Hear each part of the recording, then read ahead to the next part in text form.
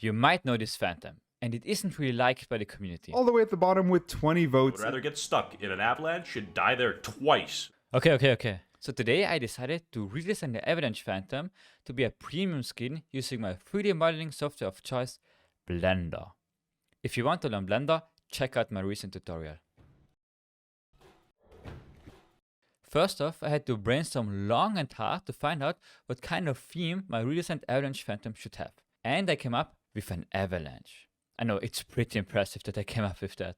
I collected some different pictures from the internet, mainly of avalanches and also ski lifts. At least I think this is a ski lift. I want to create a metal structure as the base of the model, and then add snow and ice on top. After some quick drawings in my sketchbook, I came up with this. It's nothing too impressive, but it was something. This something then turned into something more after I put it into Photoshop. Now I was ready to hop into my 3D modeling program with my reference. I was quick to press Shift+A and edit in my starting plane. This is the corner plane of every model that I make. The plane sadly couldn't stay for much longer and slowly evolved into the basic form of the Phantom.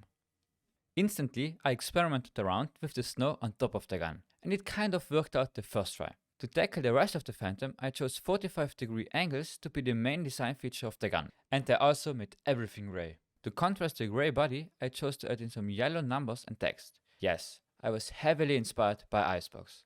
Now it was time to implement everything that I set out to do. The 45-degree angles were first. For now, only the gun stock got them. But don't worry, the rest of the body will get all of the details later on. The icicles were next. No, these are way too small. Yeah, much more like it. I wanted that the gun looked frosted on the edges, like the containers on Icebox. This made the gun a lot cooler, literally. The rest of the body got the same 45-degree angles, and I'm really proud of how this section turned out.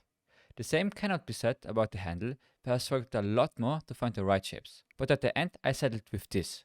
And yes, the main body also got its fair share of ice. Now only the magazine was missing. I quickly modeled it, again with all 45-degree angles. And that was that. But it wasn't completely done yet.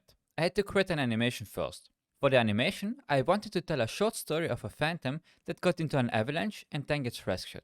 I drew a storyboard and then experimented around in Blender, until the point where I finally could hit render. Now it was done. I hope you liked it so far, but before we come to the animation, I want to show some 3D models you all made with the help of my latest tutorial. Shoutouts to everyone, really good job. If you want, you can send me your stuff on Twitter or Instagram. Maybe I'll even open up a Discord server, so let me know in the comments. But for now, enjoy the animation.